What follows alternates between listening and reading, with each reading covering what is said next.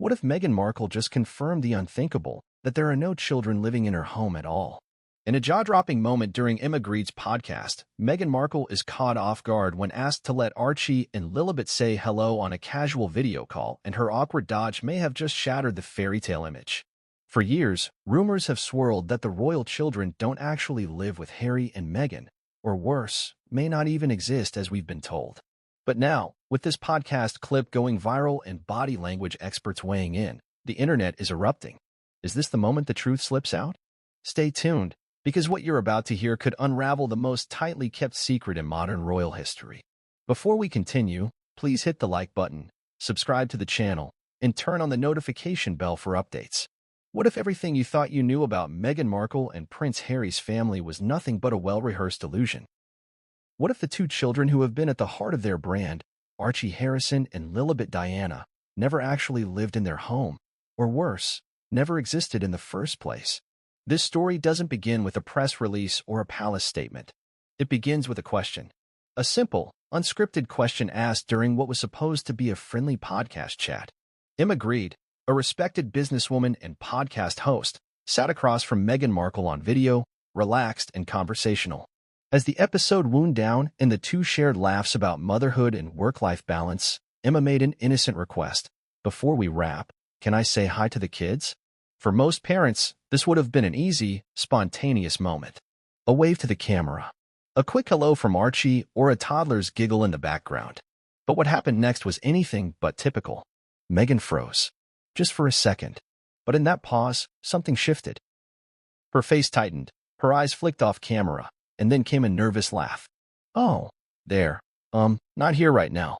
They're out, playing," she said, voice unusually clipped. She quickly steered the conversation to a completely unrelated topic, ending the podcast minutes later. To the casual listener, it might have seemed like nothing. But to the thousands of fans and critics who followed the Sussexes' every move since their break from royal life, this was a seismic moment. Within hours, clips from the podcast went viral. Twitter erupted. TikTokers analyzed Meghan's body language frame by frame. Reddit lit up with long source threads. The question began spreading faster than wildfire. Where were the kids? More importantly, why didn't Meghan simply show them? It wasn't the first time questions had been raised about Archie and Lilibet. Ever since their births, public visibility of the children had been suspiciously limited.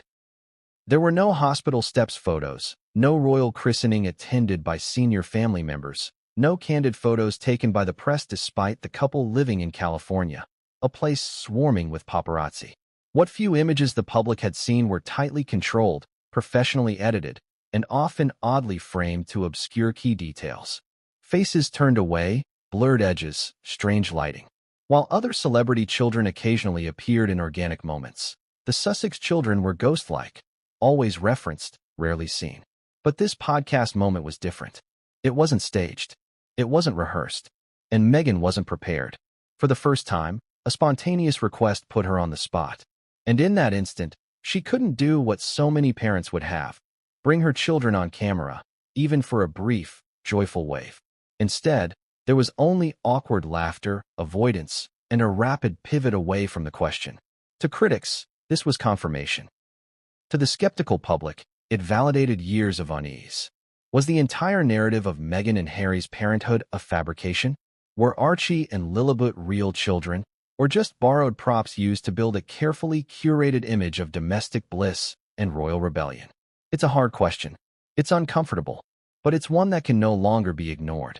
In this investigation, we're going deep, past the surface of celebrity smiles and public appearances. We'll examine every clue, every inconsistency, and every moment that's fed into this swirling mystery. From Meghan's erratic behavior during pregnancies to the absence of verified documentation, to the disturbing rumors from former staff, nannies, and royal insiders, we will unpack it all. And it starts right here, with a podcast meant to inspire mothers. But that may have accidentally shattered one of the most guarded illusions in royal history. Let's rewind. Who is Emma Grede? And why was her question so powerful? Emma is no amateur. She's the CEO of a multi-million-dollar brand empire, best known for her partnerships with the Kardashians. She's a woman who understands the power of image, authenticity, and timing. Her podcast is typically warm, empowering, and relaxed. Guests come on to share their journeys, and conversations often turn to motherhood, balance, and legacy. That's exactly why this moment was so revealing. It wasn't confrontational. It wasn't a trap. It was real, two mothers talking, and one asking to meet the kids. The very naturalness of it is what made Meghan's reaction so unnatural. The podcast had been going smoothly.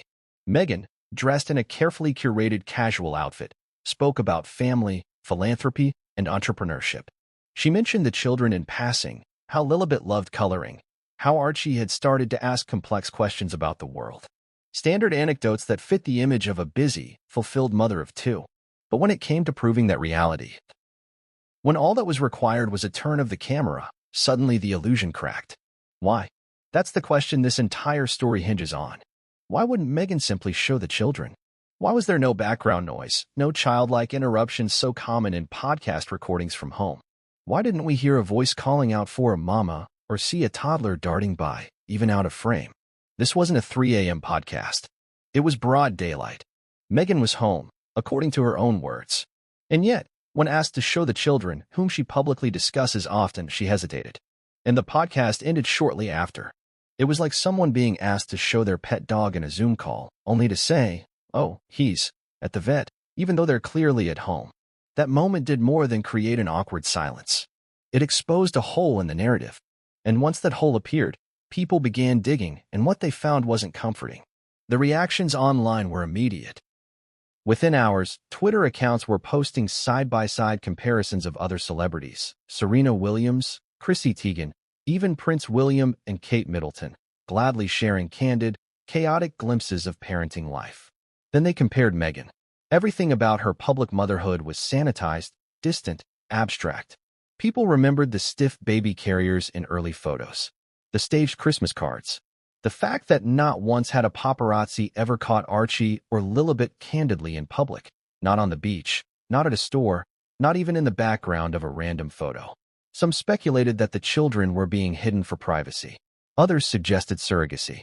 But a growing faction began to whisper something more sinister, that the children seen in official photos weren't Meghan and Harry's at all, that they were stand-ins, borrowed for photo shoots, that the couple had created the idea of a family without actually living that reality. And suddenly, Meghan's failure to produce the children on a spontaneous video call didn't just seem odd, it seemed like a mistake. A massive, accidental reveal. So what are we looking at here? Is this an overreaction to an awkward moment? Or is it the unraveling of a carefully maintained fiction? Why has Meghan been so resistant to any third-party verification of her children's existence? Why does every image of Archie and Lilibet look like it came from a magazine editorial? Why does no footage exist of Meghan engaging with them in a natural, unscripted way? These aren't conspiracy theories. They are legitimate questions arising from real inconsistencies, made worse by Meghan's absolute control over her public image. Over the course of this video, we're going to examine each of these threads, from the podcast moment itself to the early months of both pregnancies, from whistleblower accounts to expert analysis. We'll follow the digital trail, the legal evasions, and the royal family's subtle distancing from the children they're supposed to accept as heirs to the throne. Because here's the truth. If Archie and Lilibet do not live with Meghan, and if Meghan cannot produce them even casually in private, then the entire narrative collapses. And if the narrative collapses, so do the multi-million-dollar deals, the book contracts, the Netflix documentaries, the Spotify narratives, and the public trust. This isn't just about motherhood. It's about image, empire, and deception. Are Archie and Lilibet real? Are they truly Meghan and Harry's biological children? Or has the world been sold a dream built on shadows? To fully grasp the gravity of what happened during that now infamous podcast episode with Meghan Markle, we must take a closer look at the woman who unintentionally triggered a firestorm, Emma Grede.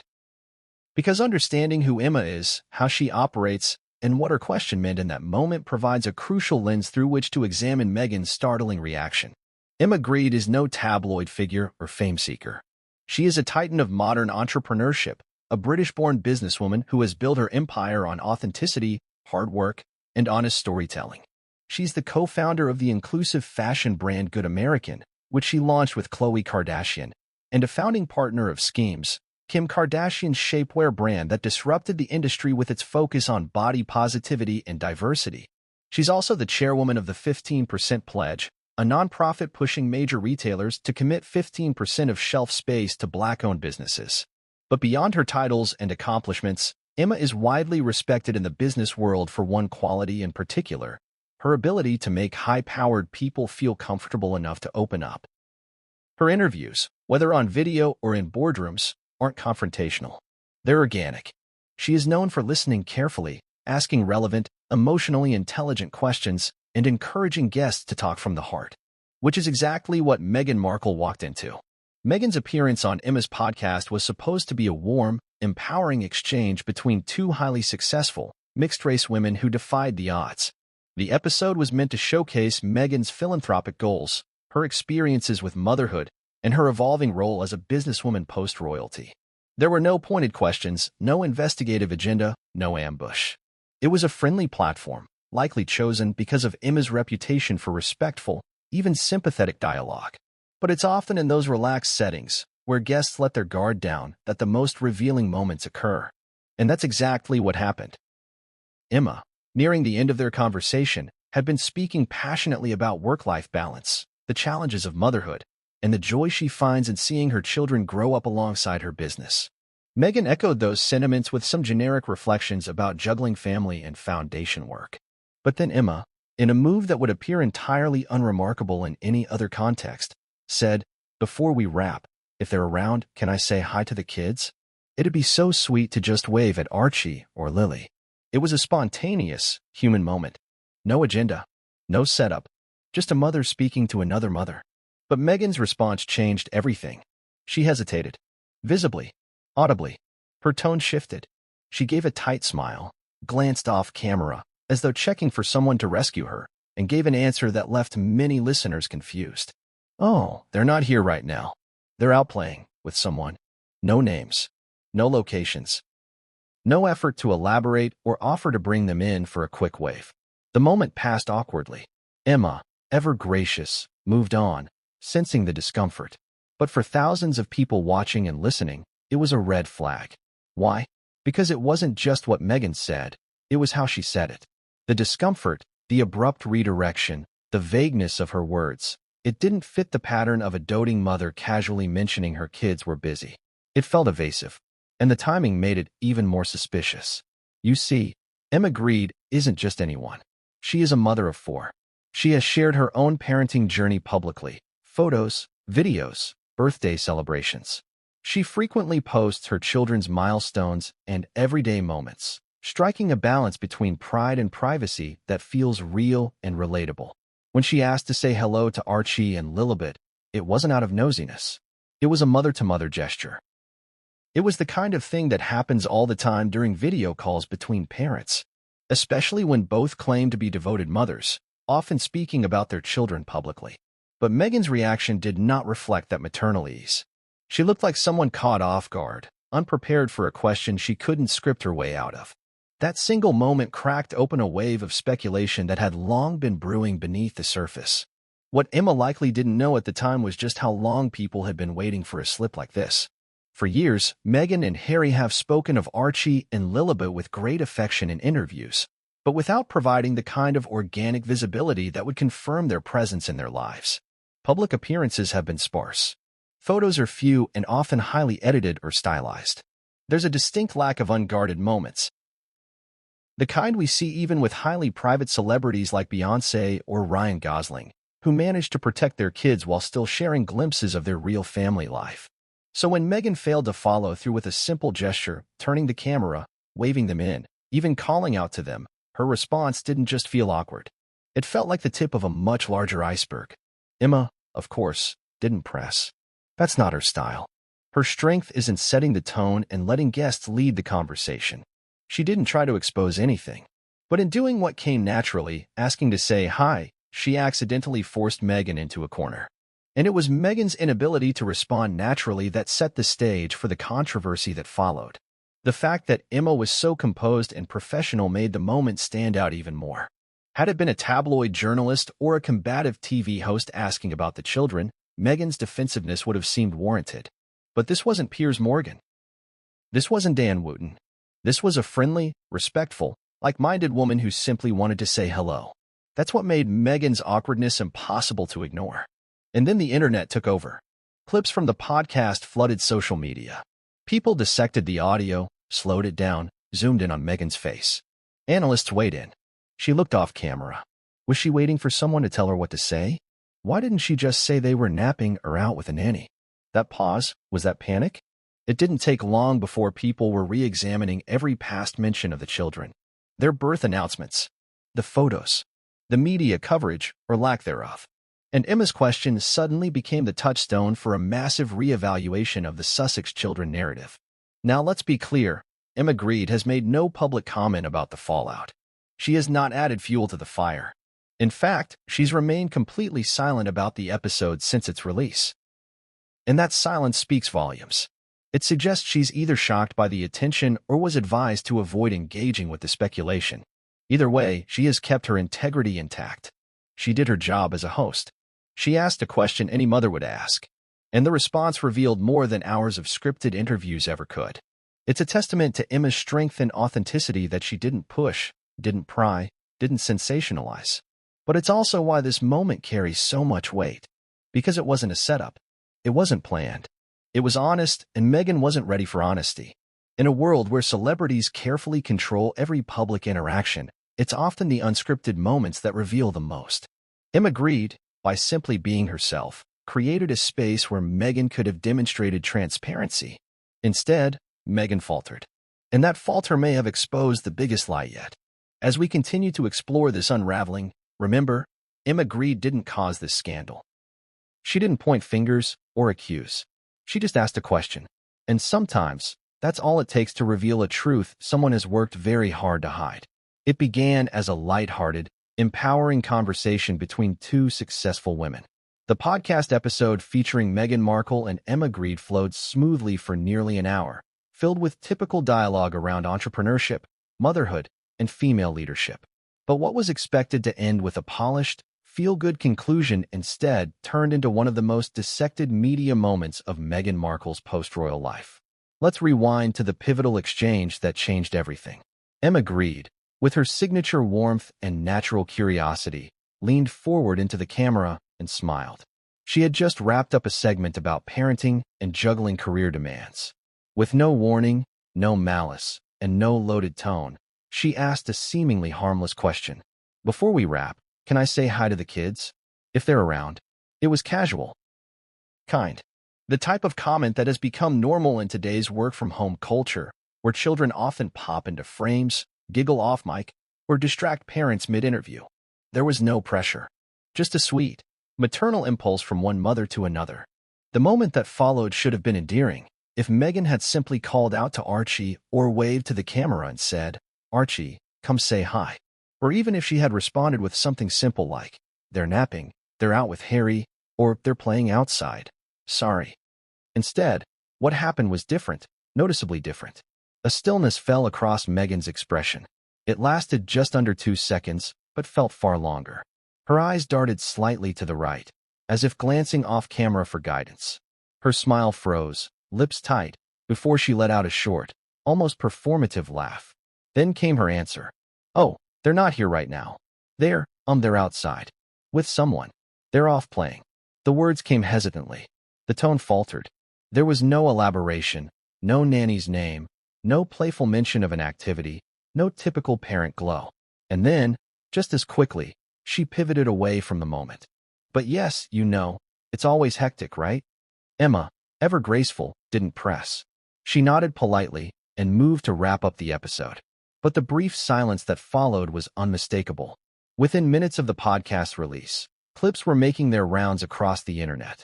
Viewers noticed, and not just the usual critics. Ordinary listeners, casual fans, even some of Meghan's supporters admitted something felt strange. What made the moment so glaring was the contrast. Meghan had spent the previous 45 minutes talking confidently about her motherhood experience. She had shared anecdotes, made jokes about early mornings, and even referenced what she called the madness of feeding time. But when faced with the opportunity to casually show her kids, something thousands of public figures and working parents do every day, she faltered. Some asked, was Meghan caught off guard? Was it simply bad timing? But even if Archie and Lilibet had truly been playing outside or unavailable, Why was her response so vague? Why didn't she share more natural detail or offer even a fond smile about them? Why did her voice tighten, her eyes glance away, her posture stiffen? Body language experts soon chimed in. Several analysts slowed the video, pointing out Meghan's micro-reactions. One expert, a former FBI behavioral analyst, noted that Meghan's shoulders subtly lifted, a common sign of tension. Her eye contact dropped for a split second before recovering. She repeatedly touched her face and adjusted her microphone after giving the answer small stress signals, usually subconscious. Another expert said, if this was a harmless question and the kids were simply out of view, the reaction would have been smoother, more maternal. Instead, we saw delay, discomfort, and diversion. That's a red flag in behavioral analysis. Of course, none of these signs prove anything. Body language isn't evidence. But in the context of growing skepticism about the children's visibility, or lack thereof, they were enough to trigger a full-blown wave of analysis. Social media platforms exploded with commentary. On TikTok, users played and replayed the clip, pointing to Meghan's pause as the moment she knew she messed up. Reddit threads titled, "Where are the kids?" and "That podcast proves everything" surged with engagement. Twitter/X users began compiling clips of previous interviews where Meghan spoke about Archie and Lilibet, analyzing her language and expressions for inconsistencies. What they found only deepened the suspicion. In one Oprah interview, Meghan claimed that Archie's favorite book was The Pigeon Has to Go to School. Yet she mispronounced the author's name, and when asked what parts he liked most, she deflected. In another podcast, Meghan mentioned Lilibet's first words were mama and hydration, a claim some found oddly rehearsed or implausible for her reported age. Critics went further, comparing Meghan's detailed recollections of personal struggles with the royal family to her often flat, non-specific descriptions of her children. It's like she talks about being a mother, one user wrote, but not like a mother. But again, all of this could be explained by nerves or simply a desire for privacy. That's what some argued. That Meghan, having been viciously attacked by the British press, simply doesn't want to expose her children to the public. That her hesitations were about protecting her kids, not hiding something sinister. That would be a reasonable explanation, if not for the sheer magnitude of inconsistencies. The podcast moment gave life to what had been building quietly for years, doubts over Archie and Lilibet's presence in Meghan and Harry's home. Meghan's failure to respond naturally to Emma's question wasn't damning on its own, it was damning because of the pattern it revealed. Observers noted. In 2019, Archie's birth was announced after Meghan had already given birth, an unusual delay. There was no hospital step photo, as is traditional for royal births. The birth certificate was released much later than expected, and it named Meghan as Rachel Meghan Her Royal Highness, even though she had reportedly relinquished the HRH title. No images exist of Lilibet's actual birth in California. Her first birthday was marked by a single, professional photograph at a garden party. No family footage, no personal videos, no casual moments. And now, in 2025, a simple request for the kids to wave hello on a podcast ended with vague avoidance and a visible moment of discomfort. That was the final piece that made the house of cards start to tilt. Even the show's production crew, though under tight NDAs, reportedly shared their surprise off-record. According to a source familiar with the post-recording process, one crew member allegedly said, "We expected a sweet sign-off. Kids running in, maybe a quick wave. The setup suggested that might happen. But then everything got weird. Really weird." The podcast episode's final cut included a clean wrap-up and pleasant outro music. But the unedited version, which, though unreleased, was reportedly seen by a small internal team, was said to show even more awkwardness than what made it to air. That made things worse. Why didn't Meghan simply say no? Why didn't she explain that the children were unavailable or attending an activity? Why didn't she offer to show a photo, as many parents do when caught in similar situations? Because the answer, for many viewers, is this: she couldn't. Because they weren't there. And possibly, because they never are. The podcast moment itself may not provide hard proof, but it laid bare a moment of inconsistency so profound that it forced even neutral observers to ask, what is Meghan hiding? From a media strategy standpoint, this was a disaster.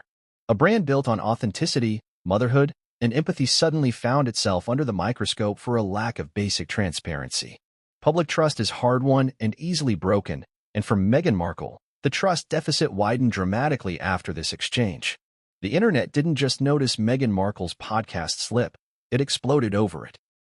Within hours of the episode airing, the brief and seemingly innocent exchange between Meghan and Emma Grede became the most talked-about moment online. But this wasn't just gossip or celebrity chatter. It triggered a digital wildfire, a decentralized investigation that drew in amateur sleuths, body language analysts, media insiders, and longtime royal watchers. What made this moment different was that it happened live, on video, in real time, with no editing or scripted PR response in place. For once, Meghan Markle was unguarded, and the silence that followed Emma's request to say hi to the kids was louder than any scandal headline could have been. The first wave came from Twitter/X. Users began clipping the precise moment Meghan's facial expression changed. The clip was short, just 14 seconds, but it told a story. The pause, the awkward laugh, the evasive response. Hashtags like #WhereAreTheKids, #BorrowedChildren, #No Archie and Lilibet, and #MeghanSlip began trending within hours. One viral post read, "If you ever doubted the rumors, just watch the way Meghan handles this question. It's not just awkward, it's revealing. She looks off camera like she's looking for help. There's no warmth, no explanation, just panic." The tweet amassed over 1.2 million views in under 24 hours. On TikTok, content creators began uploading reaction videos. Dozens of users replayed the moment in slow motion, offering commentary and drawing attention to Meghan's body language. Some compared it to how other celebrities naturally integrate their children into calls or casually mention where they are. Others spliced the podcast clip with past interviews in which Meghan had described her kids in unusually abstract terms. One popular video, titled "The Slip That Unmasked the Lie," pointed out how Meghan had never once referenced her kids by nickname or described specific parenting details during interviews. When she talks about them, the creator said, "It's like she's repeating what someone else told her to say. There's no emotional imprint, no maternal instinct." Reddit forums, already a hotbed for royal analysis, saw a massive surge in traffic. Subreddits like r/Saint Meghan Markle, r/Exposing Sussex, and r/Royals Watching exploded with new threads. One thread titled, "Emma Grede asked to see the kids, and Meghan froze. Here's what that tells us," received over 15,000 upvotes and thousands of comments. The top comment read, "This moment is everything. It's not about privacy anymore. It's about proof. It's about the illusion falling apart right in front of us." Users began digging up past clips and statements. They created detailed timelines of when Meghan mentioned the children in public and cross-referenced them with available photographs. They noted how little footage exists of the kids interacting naturally with either parent, how most photos seem overly staged, and how events that typically involve children, like Easter services, birthdays, or family holidays, often featured either no imagery or vague stock-like images. One user uncovered an old 2021 interview where Harry described Archie's favorite book as Duck, Rabbit, while Meghan had previously said it was The Pigeon Has to Go to School. These small inconsistencies added more fuel to the growing fire. Meanwhile, YouTube channels that typically focus on celebrity news, body language analysis, or psychological breakdowns capitalized on the buzz. Video titles like The Podcast That Exposed Meghan Markle's Biggest Lie and Expert Breaks Down Meghan's Shocking Freeze when asked about her kids garnered hundreds of thousands of views. One expert in nonverbal communication published a 15-minute analysis noting over 10 separate anomalies in Meghan's behavior during the moment in question. Her conclusions? We see eye movement suggesting calculation, a forced smile that doesn't reach her eyes, and a vocal pattern that shows elevated stress. This is the body language of someone hiding something, possibly something big. Instagram wasn't spared either. Influencers and meme accounts alike posted memes and short clips from the episode. Some mocked the moment, while others raised serious concerns. Parent bloggers began weighing in with their own takes, saying that no loving mother would hesitate or struggle to respond to such a basic, casual request. Perhaps most notable was how swiftly neutral public figures began to signal doubt. No major celebrity called Meghan out directly, but subtle posts began to appear. A famous talk show host posted, "Your face tells the truth before your mouth even opens." A well-known psychologist wrote on Threads, "When someone spends years telling the world how much they love their kids but can't show them for 1 second on camera, the question isn't about privacy anymore. It's about trust. These weren't random trolls. These were respected public voices, quietly acknowledging that something about Meghan's answer and the children's conspicuous absence didn't sit right. The next wave of the internet's response was even more intense: the crowdsourced investigation. Online detectives began sharing screenshots from past Sussex family photos. They broke down lighting inconsistencies. They zoomed into the edges of images to identify signs of Photoshop. One comparison photo from Lilibet's first birthday party, where she was photographed smiling in a garden, was analyzed alongside weather reports from that day. The background showed bright sunlight, but records indicated heavy cloud cover in the area that entire weekend. Was the photo pre-taken? Was it even taken at their home? Others zoomed into shadows and reflections. In one famous Christmas card, people noted the peculiar way Archie was holding his hand, stiff and awkward, like a child told to freeze for a shot. Another user pointed out how Meghan never holds Lilibet in any image that shows both of their faces clearly. One viral post summarized it as, "There's always something just a little off. And when it's always off, it stops being coincidence." These weren't just baseless theories. They were supported with timestamps, location data, satellite imagery, even statements from photo agencies that refused to confirm the original source of some family images. As all of this swelled online, defenders of Meghan pushed back. They argued the children had a right to privacy. They said Meghan had been treated unfairly by the press for years and was justified in protecting her children from public scrutiny. They cited examples of other celebrities like Adele or Eva Mendes, who rarely show their kids in public. But the counter-argument was stronger. Adele never talks about her child publicly. Meghan does. Repeatedly. In interviews, in podcasts, in public speeches. She builds her brand around being a hands-on, involved mother. So where are the children? One user wrote, "You can't use your kids to boost your public image and then claim privacy when people ask to see them. That's not how trust works." The internet's hunger for answers grew. Documentaries were proposed. Journalists began quietly reaching out to sources. Podcasters invited body language experts to dissect the moment in real time. Suddenly, the question wasn't if Meghan had fumbled, it was why. And that's where the next phase began. Speculation that the children either don't live with Meghan and Harry or don't exist in the way we've been led to believe. Was Meghan ever pregnant? Were the children adopted secretly? Were they conceived via surrogacy but hidden from the public to preserve a royal bloodline illusion? Or, as some posited, were they stand-ins, used briefly for photos and family announcements but never truly part of the couple's day-to-day life? The theories were wild, but the energy behind them was relentless. This was no longer just a celebrity moment. It had become a full-scale cultural inquiry into the nature of fame, branding, and truth. What the internet demonstrated was clear. When trust erodes, people demand answers. And Meghan's podcast response, no matter how small, shattered a crucial layer of public trust. Long before Emma Grede's podcast episode cast renewed scrutiny on Meghan Markle's role as a mother, long before the viral clips and online analyses, the seeds of public doubt had already been quietly growing. For some, the suspicion began with subtle inconsistencies in early announcements. For others, it was the near-total lack of organic family footage over the years. But regardless of where or how it started, one truth is undeniable: questions surrounding the existence, custody, and visibility of Archie Harrison and Lilibet Diana didn't suddenly appear. They've been bubbling under the surface since 2019. Let's go back to the very beginning: Archie Harrison Mountbatten Windsor's birth. According to the royal narrative, Meghan Markle gave birth to Archie on May 6, 2019. But immediately, the story started to feel unusual. For starters, the public wasn't informed until several hours after the alleged birth took place.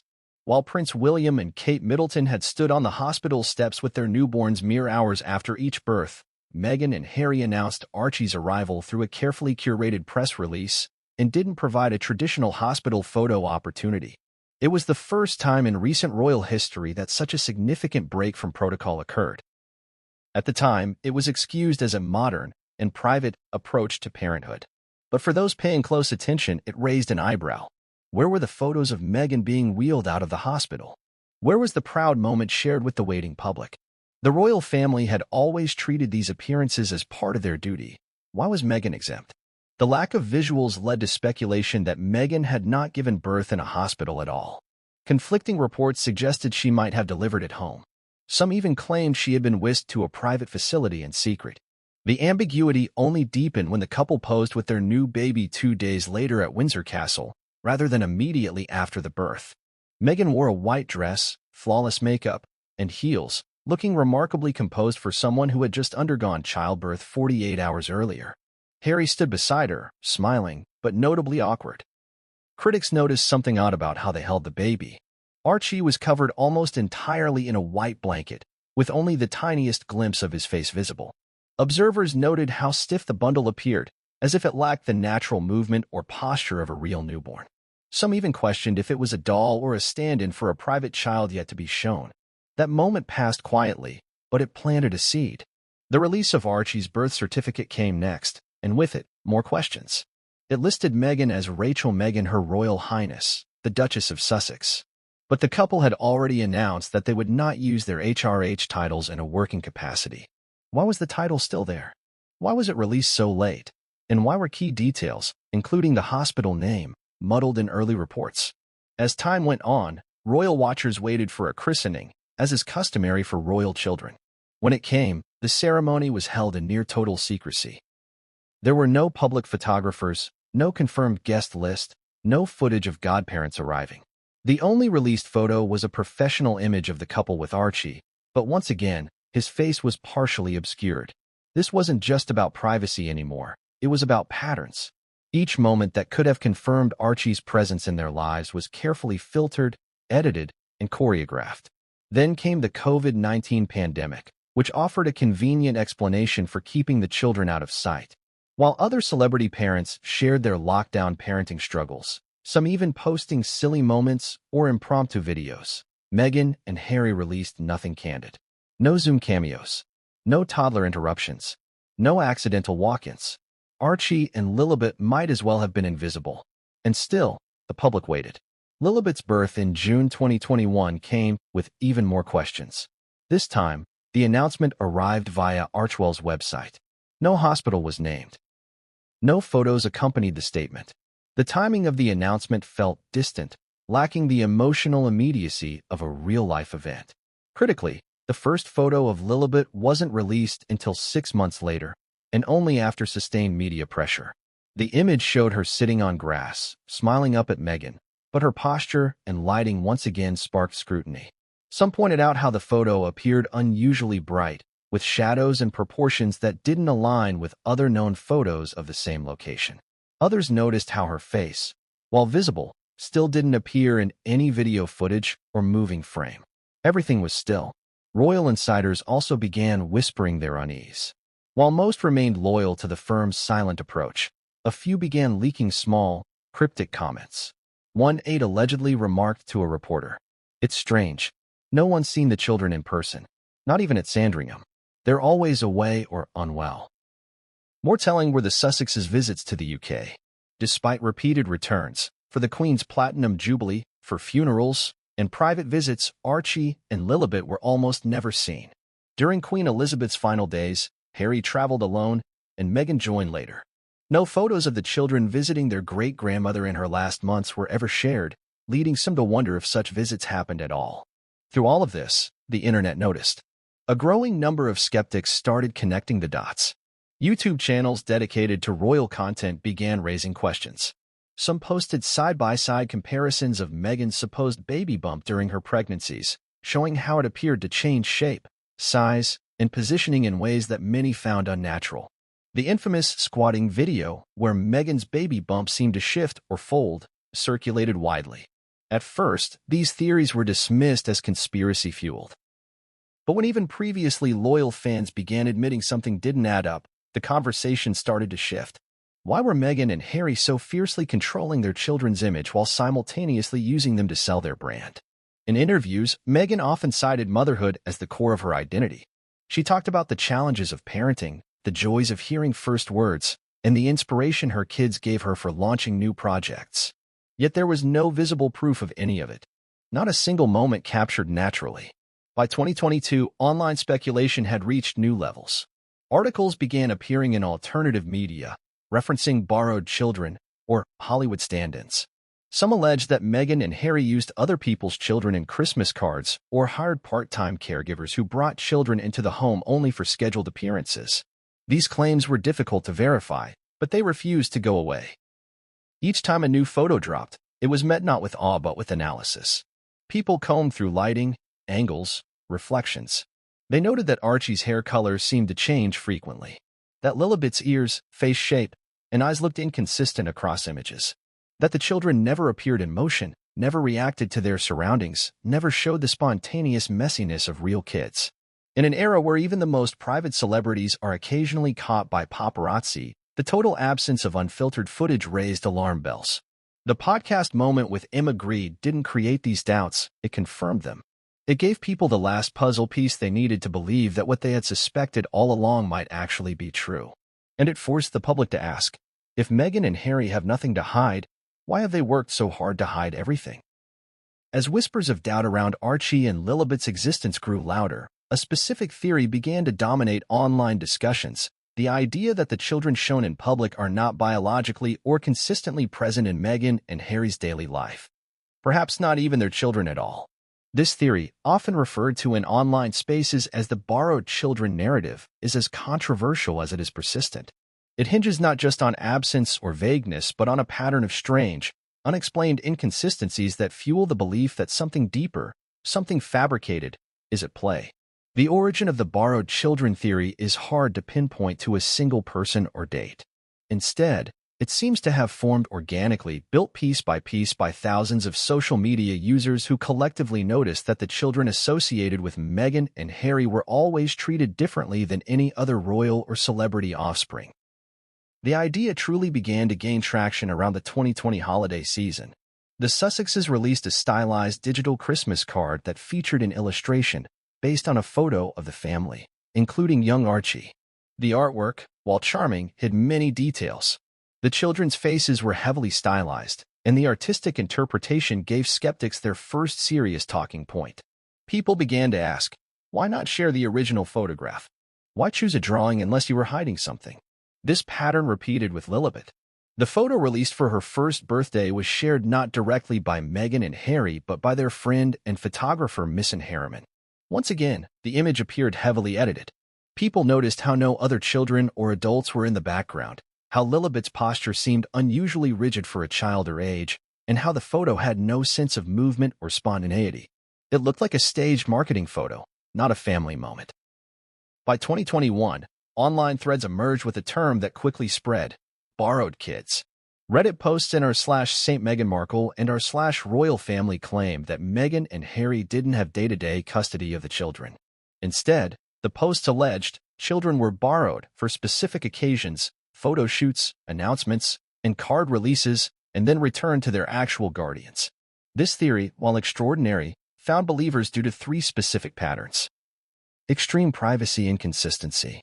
Most celebrities, even those protective of their children, still have occasional candid photos taken. Whether walking through airports, heading to parks, or running errands, children are usually glimpsed, even if blurred. Yet despite Meghan and Harry living in paparazzi-rich Montecito and traveling frequently, there has never been a verified candid image of Archie or Lilibet interacting in public with either parent. Stiff, staged photos. Nearly every image shared of the children is heavily curated. Posed, still, often with a level of polish that feels unnatural. None have shown the children playing, laughing, crying, or interacting in real time. Critics argue that even staged photos should show some spontaneous behavior, especially with young children. Age and size inconsistencies. Several photos of Archie and Lilibet released over the years have caused confusion due to apparent discrepancies in their appearance. In one Christmas card image, Archie appeared taller than expected for his reported age. In another, Lilibet's facial structure seemed to drastically differ from her previous photos. Some pointed to inconsistencies in eye color, hair texture, and facial symmetry, suggesting the possibility that more than one child had been presented as the same person.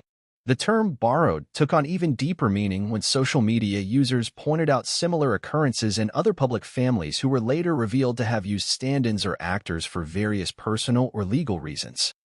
It fed into a broader cultural trend of questioning authenticity, especially among celebrities and influencers. This narrative exploded when amateur sleuths began investigating the children shown in the images. Through reverse image searches and metadata analysis, they attempted to identify similarities between the Sussex children and children in stock photo databases or influencer campaigns. While no direct match was confirmed, several startling resemblances were noted, especially in poses and expressions. In some cases, people suggested that the children featured might be the offspring of close friends or associates, borrowed for brief moments to uphold an illusion of a traditional family structure.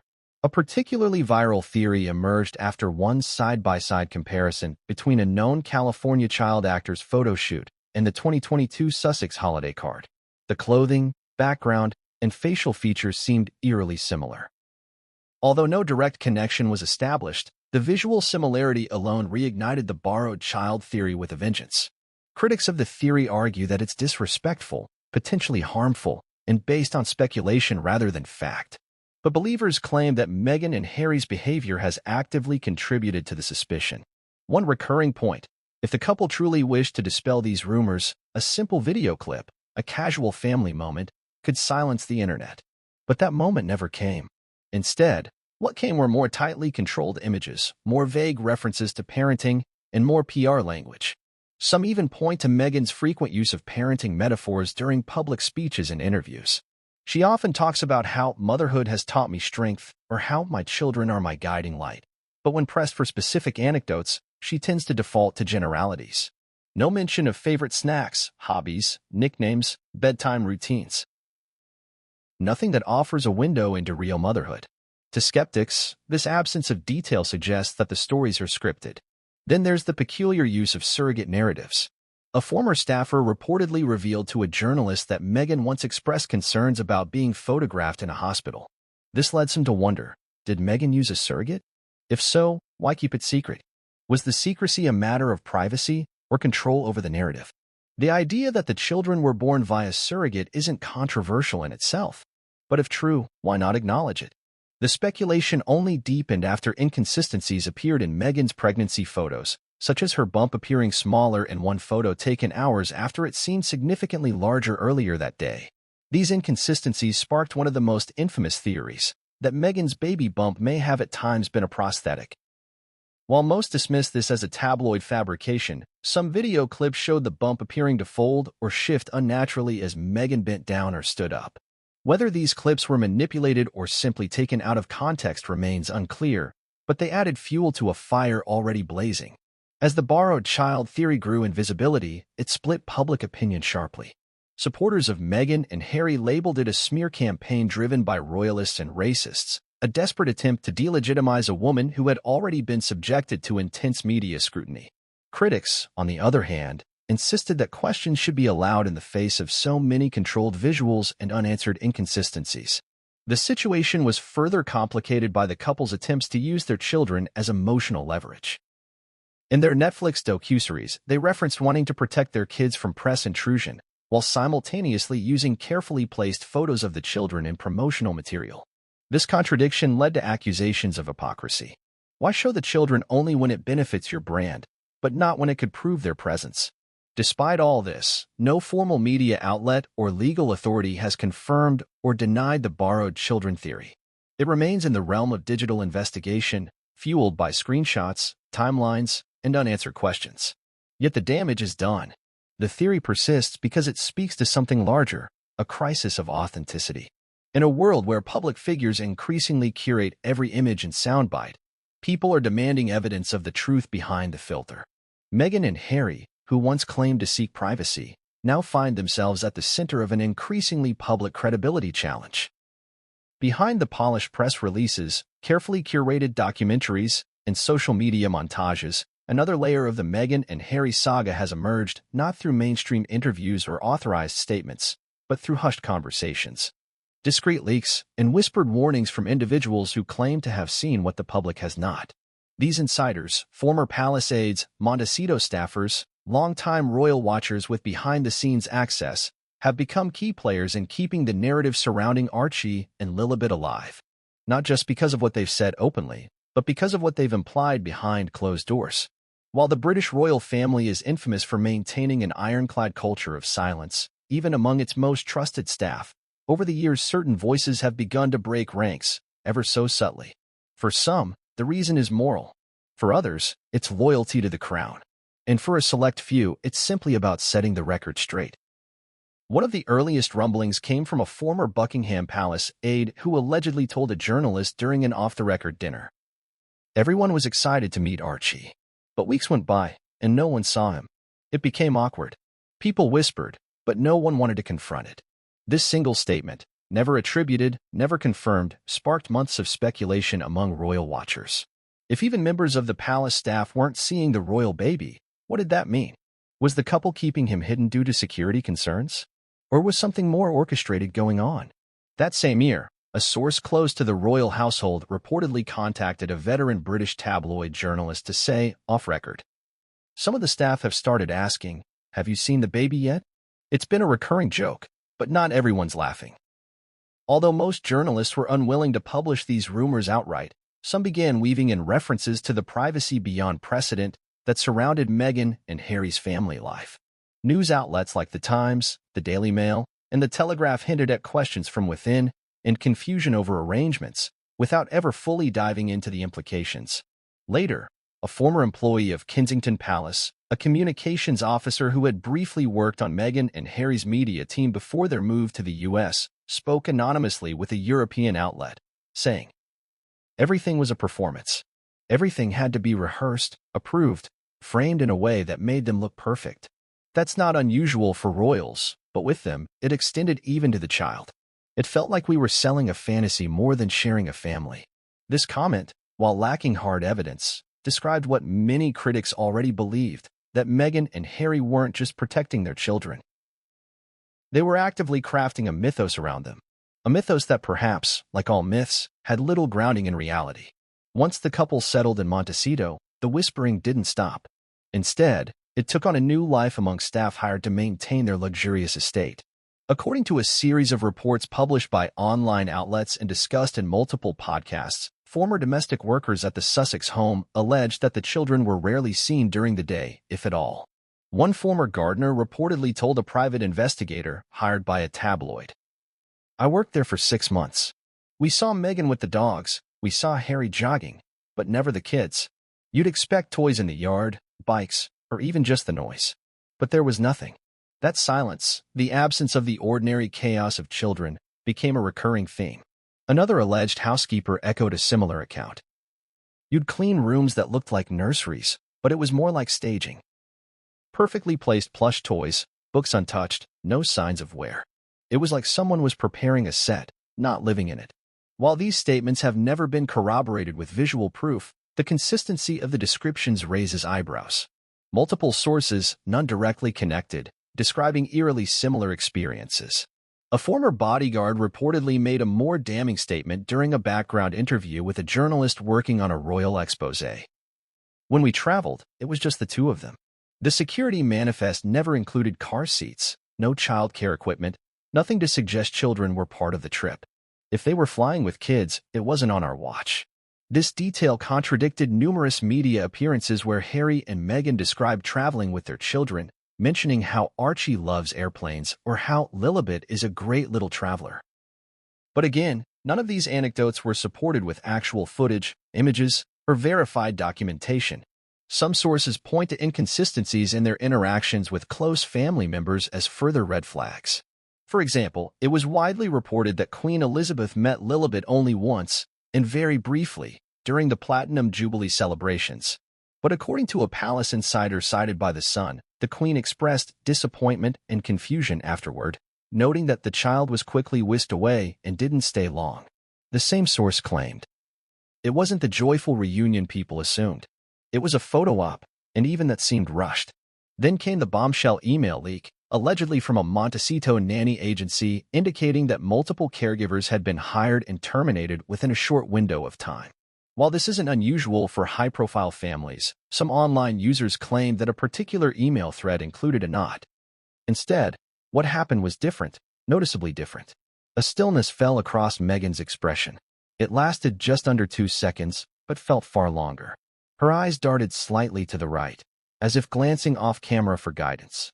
Her smile froze, lips tight, before she let out a short, almost performative laugh. Then came her answer. "Oh, they're not here right now. They're outside. With someone. They're off playing." The words came hesitantly. The tone faltered. There was no elaboration, no nanny's name, no playful mention of an activity, no typical parent glow. And then, just as quickly, she pivoted away from the moment. "But yes, it's always hectic, right?" Emma, ever graceful, didn't press. She nodded politely and moved to wrap up the episode. But the brief silence that followed was unmistakable. Within minutes of the podcast release, clips were making their rounds across the internet. Viewers noticed. And not just the usual critics. Ordinary listeners, casual fans, even some of Meghan's supporters admitted something felt strange. What made the moment so glaring was the contrast. Meghan had spent the previous 45 minutes talking confidently about her motherhood experience. She had shared anecdotes, made jokes about early mornings, and even referenced what she called the madness of feeding time. But when faced with the opportunity to casually show her kids, something thousands of public figures and working parents do every day, she faltered. Some asked, was Meghan caught off guard?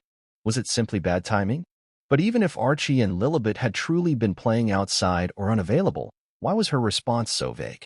Why didn't she share more natural detail or offer even a fond smile about them? Why did her voice tighten, her eyes glance away, her posture stiffen? Body language experts soon chimed in. Several analysts slowed the video, pointing out Meghan's micro-reactions. One expert, a former FBI behavioral analyst, noted that Meghan's shoulders subtly lifted, a common sign of tension. Her eye contact dropped for a split second before recovering. She repeatedly touched her face and adjusted her microphone after giving the answer, small stress signals, usually subconscious. Another expert said, if this was a harmless question and the kids were simply out of view, the reaction would have been smoother, more maternal. Instead, we saw delay, discomfort, and diversion. That's a red flag in behavioral analysis. Of course, none of these signs prove anything. Body language isn't evidence. But in the context of growing skepticism about the children's visibility, or lack thereof, they were enough to trigger a full-blown wave of analysis. Social media platforms exploded with commentary. On TikTok, users played and replayed the clip, pointing to Meghan's pause as the moment she knew she messed up. Reddit threads titled, "Where are the kids?" And that podcast proves everything surged with engagement. Twitter/X users began compiling clips of previous interviews where Meghan spoke about Archie and Lilibet, analyzing her language and expressions for inconsistencies. What they found only deepened the suspicion. In one Oprah interview, Meghan claimed that Archie's favorite book was The Pigeon Has to Go to School. Yet she mispronounced the author's name, and when asked what parts he liked most, she deflected. In another podcast, Meghan mentioned Lilibet's first words were mama and hydration, a claim some found oddly rehearsed or implausible for her reported age. Critics went further, comparing Meghan's detailed recollections of personal struggles with the royal family to her often flat, nonspecific descriptions of her children. It's like she talks about being a mother, one user wrote, but not like a mother. But again, all of this could be explained by nerves or simply a desire for privacy. That's what some argued. That Meghan, having been viciously attacked by the British press, simply doesn't want to expose her children to the public. That her hesitations were about protecting her kids, not hiding something sinister. That would be a reasonable explanation, if not for the sheer magnitude of inconsistencies. The podcast moment gave life to what had been building quietly for years, doubts over Archie and Lilibet's presence in Meghan and Harry's home. Meghan's failure to respond naturally to Emma's question wasn't damning on its own, it was damning because of the pattern it revealed. Observers noted. In 2019, Archie's birth was announced after Meghan had already given birth in unusual delay. There was no hospital step photo, as is traditional for royal births. The birth certificate was released much later than expected, and it named Meghan as Rachel Meghan Her Royal Highness, even though she had reportedly relinquished the HRH title. No images exist of Lilibet's actual birth in California. Her first birthday was marked by a single, professional photograph at a garden party. No family footage, no personal videos, no casual moments. And now, in 2025, a simple request for the kids to wave hello on a podcast ended with vague avoidance and a visible moment of discomfort. That was the final piece that made the house of cards start to tilt. Even the show's production crew, though under tight NDAs, reportedly shared their surprise off-record. According to a source familiar with the post-recording process, one crew member allegedly said, "We expected a sweet sign-off. Kids running in, maybe a quick wave. The setup suggested that might happen. But then everything got weird. Really weird." The podcast episode's final cut included a clean wrap-up and pleasant outro music. But the unedited version, which, though unreleased, was reportedly seen by a small internal team, was said to show even more awkwardness than what made it to air. That made things worse. Why didn't Meghan simply say no? Why didn't she explain that the children were unavailable or attending an activity? Why didn't she offer to show a photo, as many parents do when caught in similar situations? Because the answer, for many viewers, is this: she couldn't. Because they weren't there. And possibly, because they never are. The podcast moment itself may not provide hard proof, but it laid bare a moment of inconsistency so profound that it forced even neutral observers to ask, what is Meghan hiding? From a media strategy standpoint, this was a disaster. A brand built on authenticity, motherhood, and empathy suddenly found itself under the microscope for a lack of basic transparency. Public trust is hard-won and easily broken, and for Meghan Markle, the trust deficit widened dramatically after this exchange.